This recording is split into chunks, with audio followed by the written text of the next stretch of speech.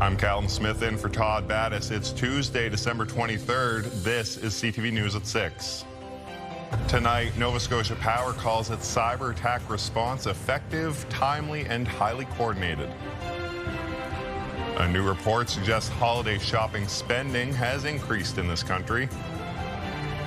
Well, a few areas catch some flurries tomorrow, then most of the region will see at least a bit of falling snow on Christmas Day.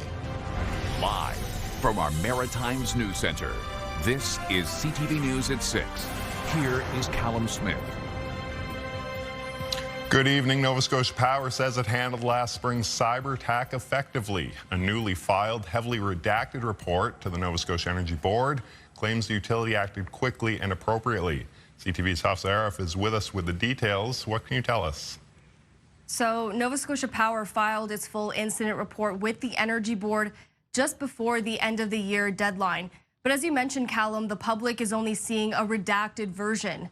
The utility says an unauthorized third-party accessed its systems in mid-March and removed some data in late April. When programs stopped working, the company launched its incident response and notified Canadian authorities and the FBI. Nova Scotia Power insists power delivery systems were not affected, and there's no evidence customer data has been misused. Still, about 375,000 customers were told their personal information, including birth dates and social insurance numbers, may have been exposed. The company is asking to keep details confidential, including what systems were hit and when customers were notified. In a release, the Energy Board says it will decide what stays private. Now, the attack did also disrupt billing, forcing estimated bills for some customers. Nova Scotia Power says meters have continued to record usage, and about 3/4 of customers have now had at least one actual meter reading. Full reconnection is expected by March of next year. Callum? Okay, thank you, Hafsa. CTV's Hafsa Arif in the news center for us tonight. Staying with utilities, Halifax Water has filed its amended rate increase proposal, now seeking a 17.6% hike between January and April. The Nova Scotia Regulatory and Appeals Board shut down the 35.6 compounded percent increase that the utility first asked for, telling Halifax Water to go back to the drawing board. Now, rate hikes were approved, but the final number by the provincial regulator hasn't been set yet. The utility says it's cut off $46 million from its initial ask. In a statement, Halifax Mayor Andy Fillmore says the new total is still too high, and he remains worried about the possibility of HRM taxpayers absorbing some of the utility's shortfalls. Time is ticking, though. The first rate increase takes effect in January. Halifax Water is seeking 12.1% at that time. Well, new data shows Canada's holiday spending has increased. As CTV's Vanessa Wright explains, in-store shopping was among popular consumer habits this year. Less than 48 hours before Christmas, Halifax's shopping center is buzzing. I have a lot of nieces that have joined the family recently, so I have a lot more people I have to buy for. So for me, my holiday shopping went up a lot. It's a site that supports new data released by Visa Canada that found holiday spending has increased nationwide. With the Canada numbers, we found that retail spending was up 4.4% from the previous year. In-store shopping was a big hit this year. The data shows physical stores accepted 88% of payments versus online purchases. Despite the dominance of the in-store channel, we still saw very strong growth in e-commerce. It was 7% year on year. Maritime shoppers say this holiday season, they did a bit of both. It's been going well, able to find things online and in-store and getting lots of good stuff. I'm definitely an in-store shopper. I'm not very good online. Sometimes online and sometimes in the store. I kind of like online shopping because you can get it and forget about it. I think it kind of is the feeling of Christmas and going out and actually purchasing the gifts and kind of picking them out, you know, in person is a little more personal than buying online sometimes for Christmas. Among the things people shop for, clothing and accessories saw the largest bump of 10% versus 5.3% last year, making it the fastest growing retail category in the country. General merchandise and health and personal care followed closely behind. I think it just speaks to the Canadian consumer and how they're looking at those everyday luxuries for their loved ones this year. And though spending was a bit softer at the beginning of the holiday season, Lung says final numbers prove Canadian consumers are ending the year strong. Vanessa Wright, CTV News, Halifax. As the temperatures drop, those living on the streets may be looking for indoor options. And despite Christmas being only 2 days away, services don't stop for those in need. CTV's Emma Convey has more on the options available for people experiencing homelessness and how organizations are jumping on board to help. While some families are preparing Christmas meals in the comfort of their homes, others are thinking about how to stay warm and where to get their next meal. The needs are still large in Nova Scotia because of the housing crisis, and rent prices, they're still going up. So more people continue to fall into homelessness. Many are jumping on board to help. This men's shelter houses 33 people who would otherwise be outside. I find it's not just the holidays, it's the weather really makes the difference.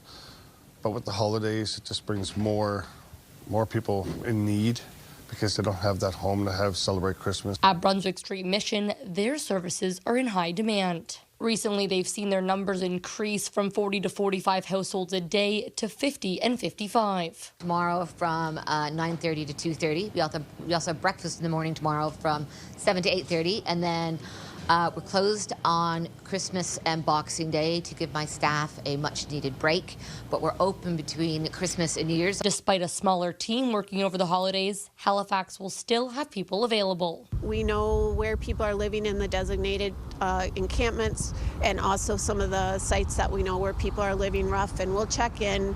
We've made an extra effort to go and give gift cards or make sure people have really warm clothes. When it comes to options to get out of the cold, the department funds 585 shelter beds, and that is from Sydney down to Yarmouth. And so individuals who are sleeping rough or experiencing homelessness can access one of our shelter beds. There is also a warming shelter on Windsor Street in Halifax. And when it's really bad outside, they activate their extreme weather response. We have 9 service providers across the province who will activate their extreme weather response. And that could include extending their hours, opening shelter beds, providing drop-in services for individuals. The province says they've activated their extreme weather response 4 times already this year. And when it is activated, they're able to increase up to 90 beds across the province. They do advise, Callum, that if someone is experiencing homelessness, they contact 211 for support. Callum. Okay, Emma, thank you. That's CTV's Emma Convey for us in Halifax this evening. Today marks the 50th anniversary of a dark day in the region's history. Dartmouth Police Corporal Eric Spicer and a taxi driver were shot and killed December 23rd, 1975. We've got a full story, including interviews with those who knew Corporal Spicer on our website. That's, of course, ctvnewsatlantic.ca. Well, another extended closure to vehicles on New Brunswick's Heartland Covered Bridge will begin early in the new year and will be coupled with long-awaited work around the National Historic Site. CTV's Nick Moore reports on the bridge's big year ahead. The longest covered bridge in the world in Heartland, New Brunswick, will be closed to vehicles beginning January 5th and is scheduled to remain that way for over 5 months. The province says work to repair the bridge's pedestrian span will require scaffolding that will prevent vehicles from traveling through. Pedestrians will still be able to make the crossing. They will be directed around construction on the bridge's vehicle lane. Local vehicle traffic between Somerville and Heartland will be detoured to the nearby Hugh John Fleming Bridge. There has been a string of bridge closures here in recent years, including a 5-month closure that began in January of this year following the discovery of ice damage to the structure's wooden support system. If we didn't have the second bridge, it would be an even greater inconvenience. If it means that this bridge is up and running and traversable by foot and by car for many years to come, I think that's the more important thing. In addition to work on the bridge, the new year will include long-awaited work to improve the riverfront area around the bridge, including a new boat ramp, a removable dock, new landscaping, and a larger viewing platform. Funding from the provincial and federal governments totaling nearly $770,000 was confirmed earlier this month. I'm so pleased that our residents will be able to enjoy this, not just the tourists who come through. To me, that's the most exciting part. The bridge officially opened in 1901 and was covered 20 years later. A pedestrian walkway was added in 1945. The Department of Transportation and Infrastructure says the bridge is expected to reopen to vehicles by June 15th, adding that vehicles may be allowed sooner if the weather holds up. Nick Moore, CTV News, Heartland. All right, there's a live look at St. John's where it's -3 degrees on Tibbs Eve. Some snow headed for our friends in Newfoundland. Let's get our first look at the weather forecast. For that, we go to CTV meteorologist Kaylin Mitchell.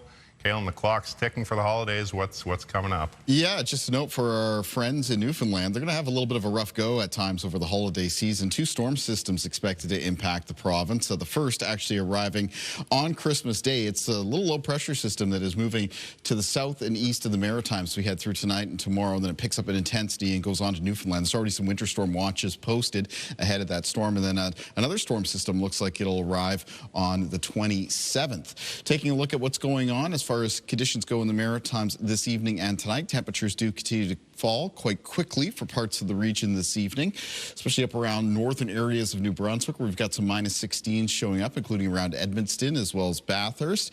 Much of Prince Edward Island now is down to around -10. And for Nova Scotia, a lot of temperatures fall into a range of around -8 to -12. It is going to be a frigid night across the region. Wind chill is still a little bit of a factor, despite the fact that the winds are lighter compared to yesterday. But when factoring in that wind chill, it's already feeling well down to the -teens across the entirety of the region, and even some -20 wind chills starting to show up around the north of New Brunswick. Speaking of those winds, a little bit variable in direction. They continue to get a little bit lighter as we make our way towards midnight. Tomorrow's winds will be out of the northeast. There'll be some gusts between 20 and 40 kilometers per hour. Now, in that colder northwest wind, as it's still coming in off the Gulf of St. Lawrence or parts of Cape Breton, it is still producing some areas of flurries with a risk of some snow squalls. So that's where we find our remaining weather alerts for the Maritimes. A snow squall warning out for northern Inverness County in Cape Breton as well as Victoria County.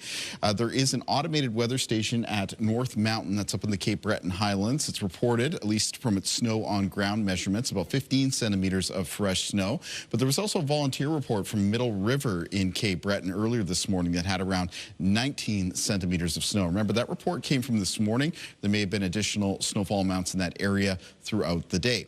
A snow squall watch does continue for southern Inverness County, Richmond County, and Cape Breton County, but the situation with these snow squalls for Cape Breton is expected to improve as we move through this evening and tonight. Callum. Okay, thanks for that, Kaylin. We'll check in again in about 15 minutes for your full forecast. Speaking of weather conditions, the summer drought across the Maritimes has left many farmers short on feed.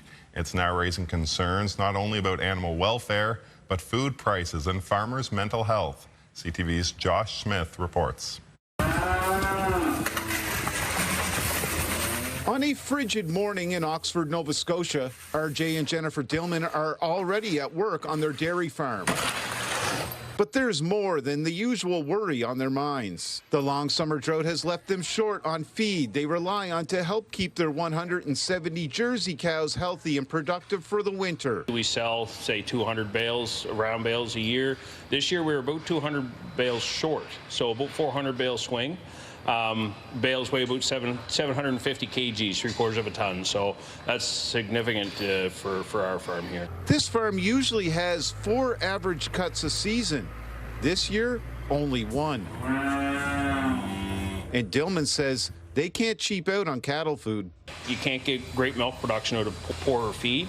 We were fortunate we found feed in Prince Edward Island. It'll probably be about a $20,000 hit. The independent MLA for the area says this is a maritime-wide problem, and she's working with all levels of government to find solutions. The lack of feed supply, hay, silage for their animals also has an impact on the farmers' mental health, right? It's more financial stress. Smith McCrossan says if beef farmers are needing to buy expensive hay, it could impact the consumer. I've heard from some beef farmers that they may have to sell their herd, and right now the prices are quite high and they can't afford them. Back at the farm, RJ Dillman says the shortage today could cause problems down the road. When I tell you that I'm going to be, months short, that means that I will be flat on my face when I start making next year's crop.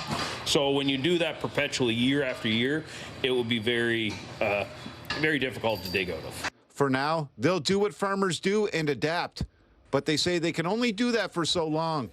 Josh Smith, CTV News, Oxford, Nova Scotia. All right, still to come, Todd Battis chats with New Brunswick comedian and author James Mullinger in a lighthearted, festive conversation. And another frigid December night for the region. Kaylin has the details. But next, a timely reminder before a week of holiday parties.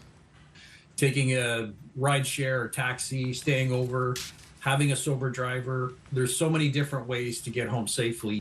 A reminder that drinking and driving can turn a holiday party sour. Some alternatives are out there. Details next.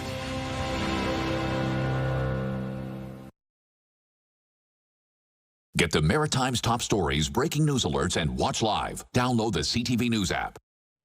Welcome back. As we are in the midst of the holiday season, many friends and families are getting together to enjoy the time of year, which for some means a few drinks or partaking in some cannabis. As CTV's Avery McRae reminds us, it's always important to plan for a safe ride home.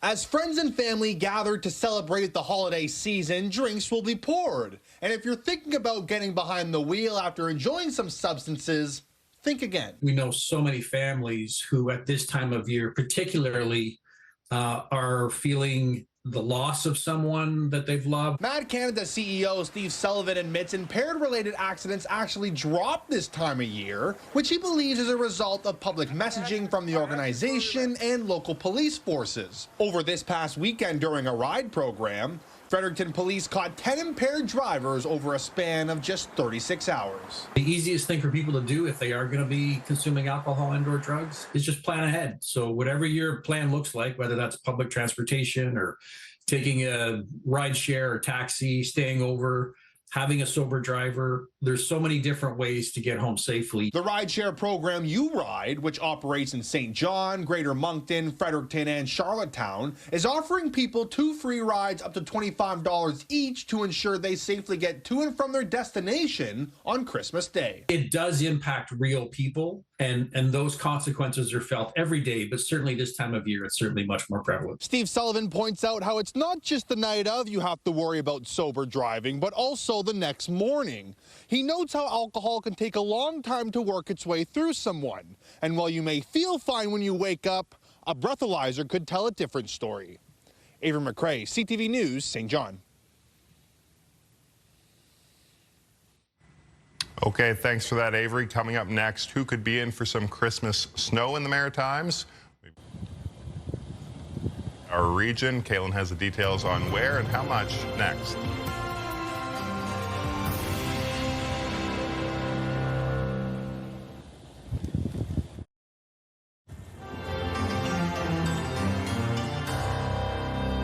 Welcome back. Sunny skies, but frigid temperatures over the Halifax Harbor this afternoon. And Kaylin, I mean, we're lucky when we say that's frigid, right? Yeah, that's right. North. It's all relative, right? Depends on what part of the country you're in. But yeah, it's cold here. It's below average. We talked about that yesterday, Callum, but it is not nearly as cold as what some parts of the country are experiencing right now. And that includes areas of the Yukon. Take a look at Whitehorse right now. Minus 41 underneath an extreme cold warning. With the wind chill right now, it's feeling into the minus 50s for Whitehorse. That extreme cold warning runs through parts of the Yukon, into parts of the Northwestern Territories, and then across northern areas of Alberta into northern areas of Saskatchewan. You can see very cold at Fort McMurray, minus 24. At Edmonton, not much better, minus 23 right now, minus 10 at Calgary, and then moving into Saskatchewan and Manitoba, we've got minus 14 at Roth Regina as well as Winnipeg. Off towards the east, temperatures are milder in southern Ontario, 6 degrees at Windsor and then 3 at Toronto. Then you get back into the cold air as you move up to Ottawa and Montreal. Montreal sitting at around minus 8. And we certainly have a bite to our air right now here in the Maritimes for this evening and tonight. Minus 12 currently at Fredericton, minus 11 at Halifax, minus 10 at Charlottetown, minus 3 at St. John's. They get ready for some weather impacts from 2 storm systems coming up in the coming days. And very cold up and through parts of Labrador. Labrador City, minus 26, clear conditions conditions, -19 at Happy Valley Goose Bay. Taking a look at our forecast timeline, remember the weather alerts that we do have in effect right now for the Maritimes are related to the risk of further snow squalls in locations in Cape Breton. That situation will be improving as we make our way through the night. We will see a little bit of increase in cloudiness from the west of the region tonight. And as that low pressure system passes to the south and east of us, that will be the one that goes on to become more of a winter storm for Newfoundland. There is a chance of some light snow and flurries ending up in western areas of New Brunswick and the southwest of Nova Scotia. And potential accumulations, especially right in that southwestern corner of Nova Scotia from Yarmouth towards Shelburne. If you do get into some snow, there could be some local amounts there of around 2 to 5 centimeters. Other parts of the Maritimes for tomorrow, cloudy with sunny breaks and maybe a couple of spotty flurries around, about a 20 or 30% chance for any given community. Winds in the forecast for tomorrow are going to be out of the northeast. They'll be sustained 10 to 20 kilometers per hour with gusts between 20 and 40, except at times between 40 and 60 right around exposed areas of the southwestern coastline of Nova Scotia. Again, that part of the region a little bit closer to that strengthening storm system as it moves to the south. Now, low temperatures for tonight for the Maritimes are falling well down into the minus teens. There will be some in the north of New Brunswick, down to around -20 for tonight, and of course feeling colder with what's left of the wind, and high temperatures in the forecast for tomorrow, -6 to -10 across northern areas of New Brunswick, with central and southern parts of the province with high temperatures between -5 and -10, -3 around Campobello and Grand Manan. Prince Edward Island for tomorrow with high temperatures around -3 to -5.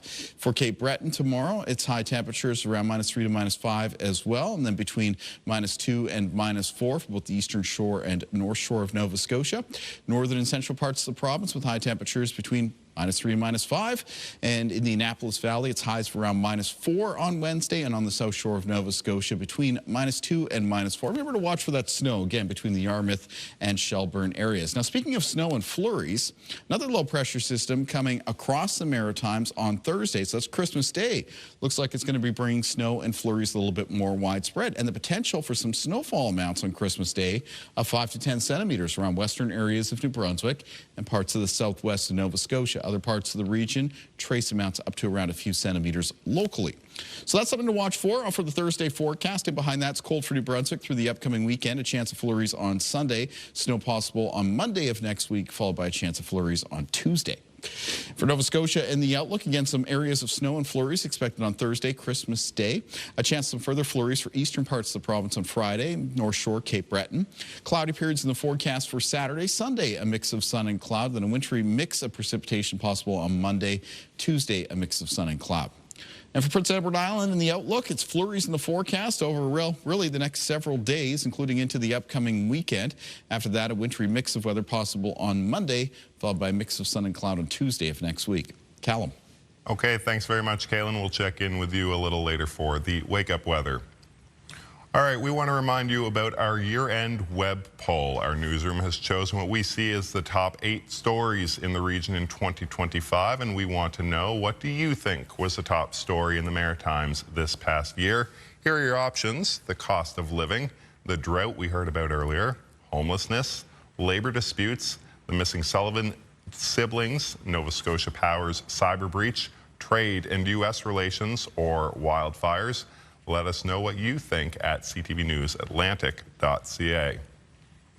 Next, Todd Battis will be by for his annual year-end chat with comedian and author James Mullinger about his thoughts during this Christmas season. And later, Katie Kelly joins us to ask East Coast musicians about their favorite holiday traditions. Stay with us. We'll be right back.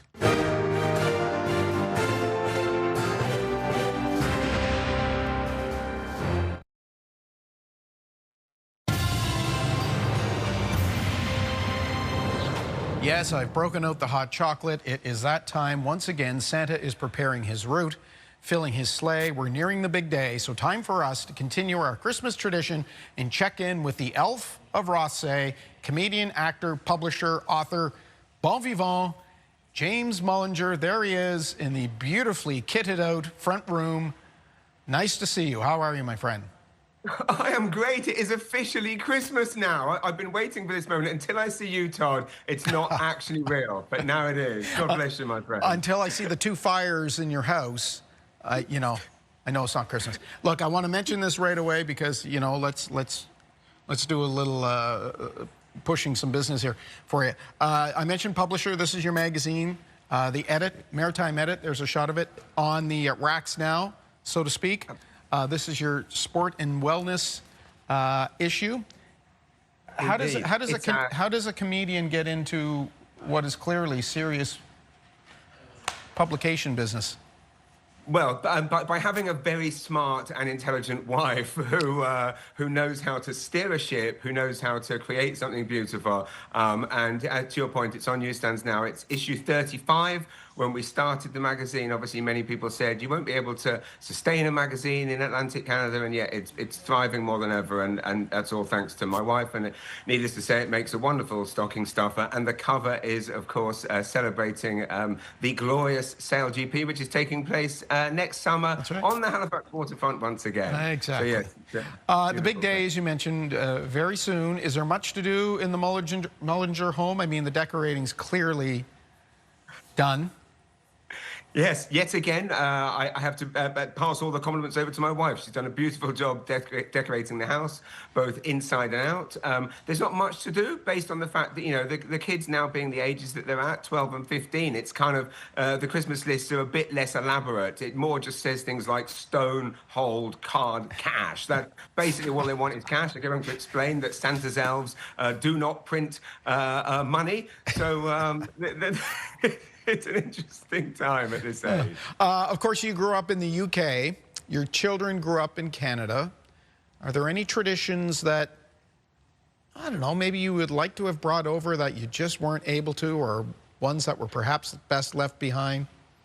Well, I think binge drinking is probably the one that is definitely best left behind. The UK, certainly today and tomorrow, leading into Christmas, is always just absolutely carnage on the streets. So that's something I'm not sad to leave behind.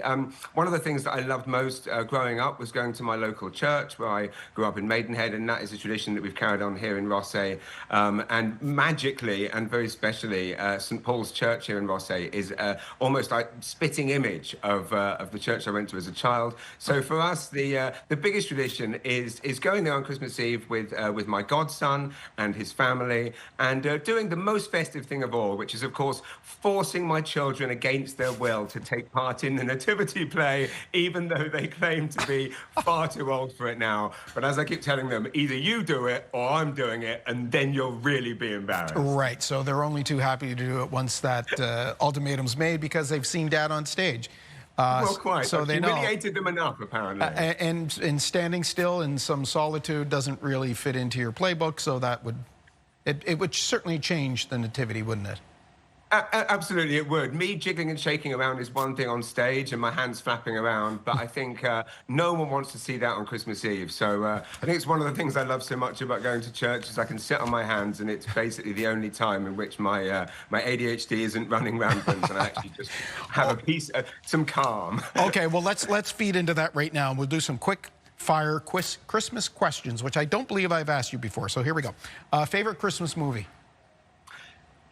Obviously, I love all the Hallmark movies filmed in Nova Scotia, but I have to say the one that I'm well aware that it's highly problematic now, but I can't stop loving Love Actually, partly because, as you mentioned, it does hark back to time in London. Martine McCutcheon's character, Tiffany, the love interest of Hugh Grant, the Prime Minister, of course, she lives in the dodgy end of Wandsworth, and my wife and I proudly lived in the dodgy end of Wandsworth for 14 years. So that scene when Hugh Grant is running down the street, that was identikit to the street that we lived on. So Love Actually is the one that takes me back. All right, that's a good one. Favorite Christmas song? Everything on the Kenny and Dolly Christmas album. But the Hard Candy Christmas, come on. Sorry? Hard Candy Christmas. Oh, well, exactly. I couldn't go with a classic, but I will say that Nova Scotian artist Christina Martin has come out with a new Christmas song this week, just in time for Christmas Day, and that is now my new favorite Christmas song of all time. Oh, okay, great, nice. Favorite Christmas gift ever, from the age of 2 to your age now, what would it be? It's a good question because I kind of get the same gifts now that I used to get when I was a child. I want the same things. Care Bears being one. I mean, I'm always carrying a Care Bear, especially with a bit of Canadian pride. So Care Bears, Star Wars figures, vinyl records, and VHS videos are the things that I always wanted as a child and still cherish now. Yeah, vinyl, I hear you on that. Okay, favorite Christmas food? Christmas food, it would have to be Ganong chocolate, right? Canadian made. I'm a huge chocolate obsessive. When I spent my first Christmas in Canada in the year 2000, I fell in love with Ganong chocolates then, and it used to be my taste of Canada in England every year. Now that I'm lucky enough to live here and now be a Canadian, it continues to be my, it's my proof that I'm a real Canadian every time I enjoy a Ganong chocolate. So that just the boxes and sitting there on Christmas Day watching my favorite Christmas movies, watching the Queen, now King's speech. Oh, yeah, the King's speech. Of course, yeah. Speaking of tradition. Okay, we got about a minute or so left. A couple questions I want to get in.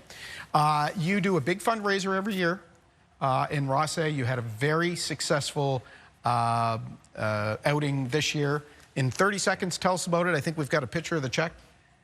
Yeah, again, hats off to my wife once again. You can see who the brains is of the operation. It's a fundraiser called the Rothsay Yule, which is a community market and event that brings 1,000 people together and raised $26,000 for the St. John Regional Hospital Foundation to support nurses. And it's a wonderful day and a wonderful event, and it makes me very proud. Okay, so let's look ahead to January. I got about 30 seconds here. You've got lots going on. You've got your unplanned, unscripted, off-the-cuff show. There's a poster of it now that's running for a few nights. And then you've got a bigger tour with a really big stop in Halifax.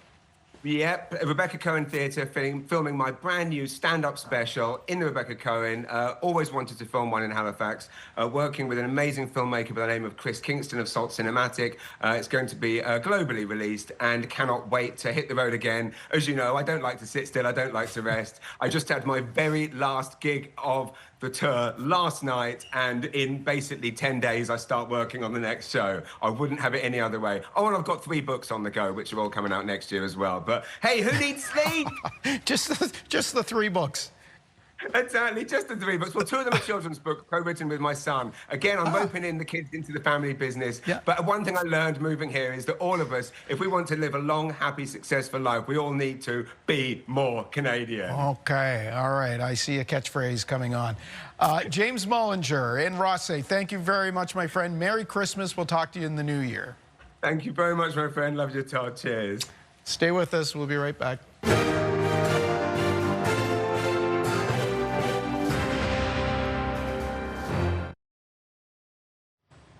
In the Lifeline tonight, check your freezer. The Pizza Pops recall has expanded. CTV's Amanda Devison has more. A national recall of Pillsbury Pizza Pops is expanding after an E. coli outbreak sickened 20 people across 5 provinces, including New Brunswick. The Canadian Food Inspection Agency says 4 patients have been hospitalized. They range in age from toddlers to seniors. Those who became sick live in New Brunswick, as well as Ontario, Alberta, BC, and Saskatchewan. Several pepperoni and bacon varieties with best before dates of June 2026 are affected. Canada is facing a shortage of lab technologists, and one organization says funding for student placements is needed to address the shortage. Lab techs are responsible for analyzing medical samples like blood and urine to help doctors diagnose, treat, and monitor thousands of diseases and disorders. According to the Canadian Alliance of Medical Laboratory Professionals, the shortage of techs is due to several reasons, including retirements, a lack of interest or knowledge to pursue the career, and insufficient funding for educational programs. To help address the Canada-wide shortage, the organization has been working to reform registration to help get workers into the workforce quicker. Finally, staying healthy during holiday travel. Experts say being in crowded places like airports or celebrating with others indoors increases your risk of being exposed to respiratory viruses like the flu, COVID-19, and RSV. Then there's GI bugs like norovirus. We see it most commonly in the winter months as more people are gathering indoors. Dr. Jared Fox says to avoid touching your face and wash your hands frequently to protect yourself. Also, make sure you're up to date on vaccinations. And if you're sick this holiday season, help stop the spread of germs by staying home. With Health and Medical News, I'm Amanda Debison for the Lifeline.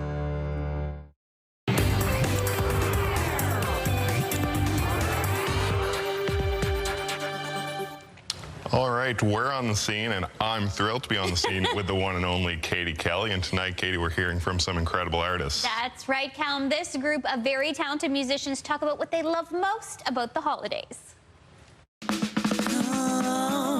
They told me,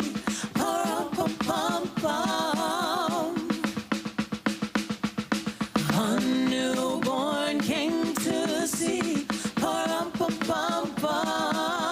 When I think about the holidays, I think about the food, my beautiful family, of course, and all the kids. I love buying presents. I love being auntie, so I get to spoil all my babies and give them all kind of presents. My favorite thing about Christmas, of course, is the food, the family gatherings.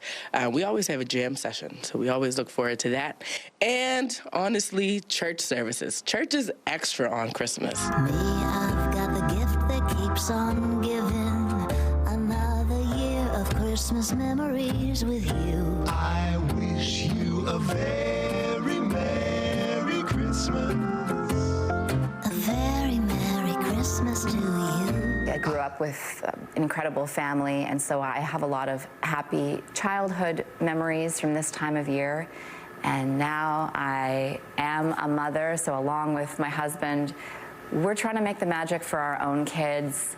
We're trying to take some of the traditions from our own childhoods and recreate them for our own family, but we're also making new traditions. Yeah. Take some time away, go on a holiday. Let me see you wine. Nice. Christmas Day. Here we go. Lock this. 1, 2. The only gift that I need is Christmas. What is your favorite thing about this time of year? The food, the family, the functions. Mic drop. I don't need diamonds or fire, golden rings from Tiffany's. Yeah, only want you for Christmas under my tree. I love the family aspect because it's a great excuse. Everybody gets together and they all, have little Christmas parties, and it just has this feeling of coziness and family and connection.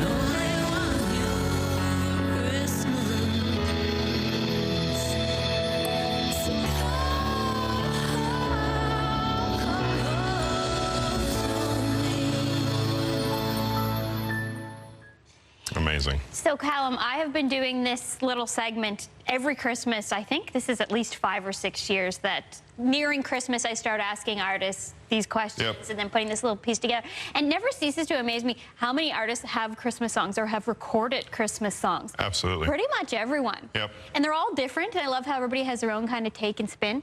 I want to know what your favorite Christmas song is.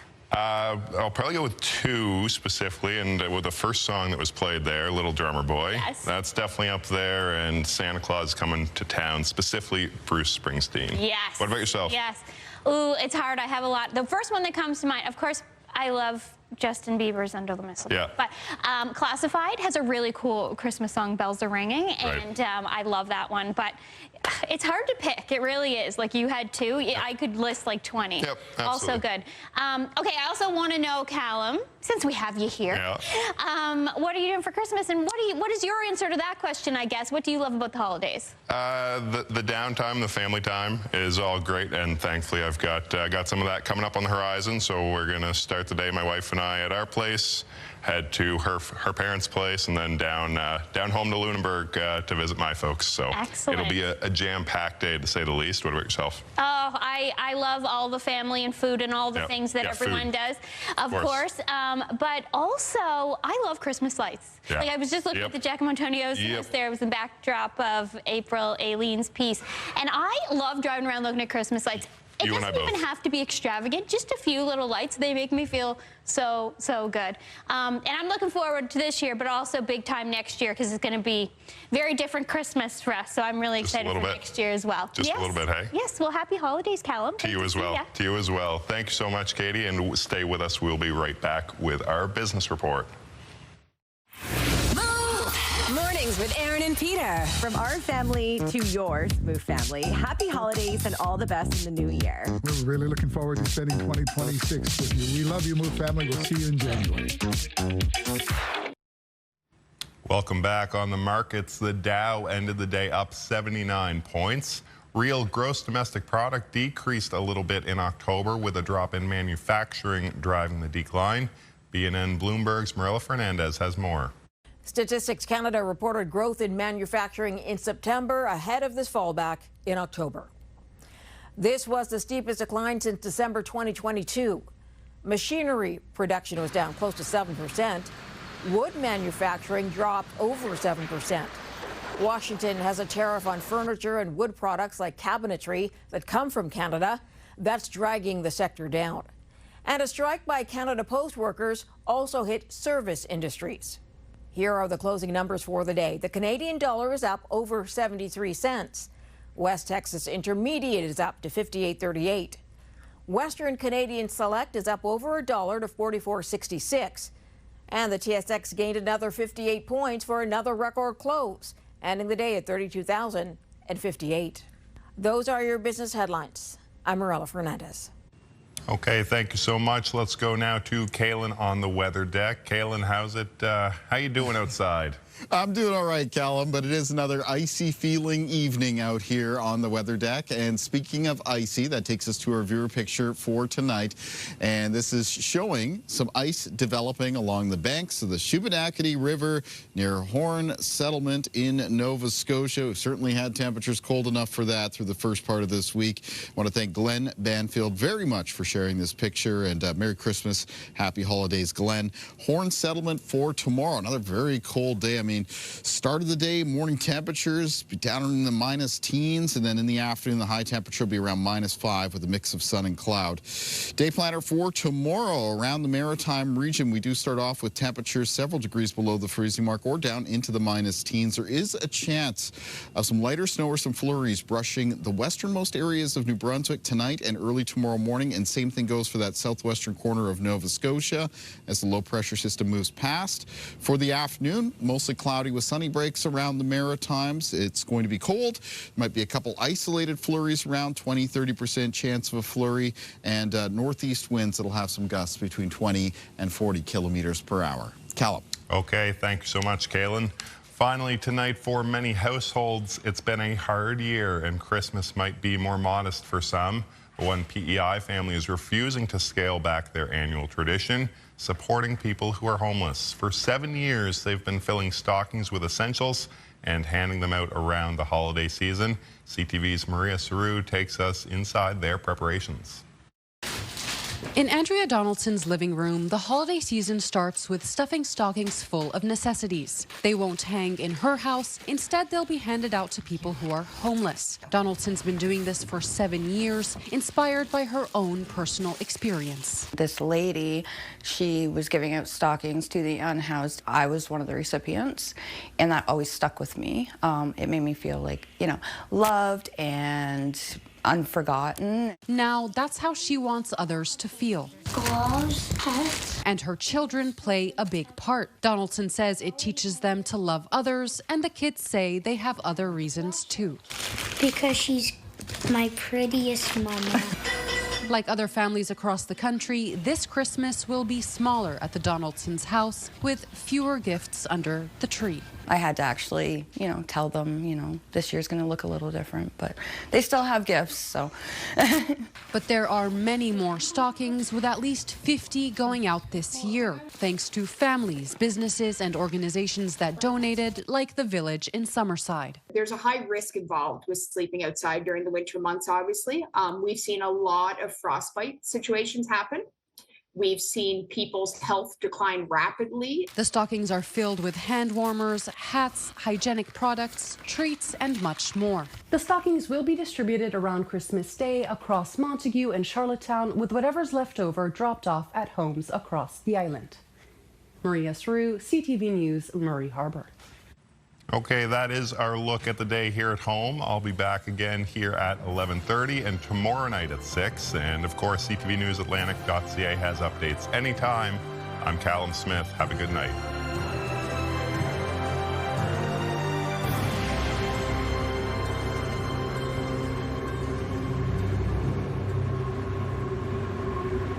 CTV News, the Maritime's #1 newscast. Watch live on Crave.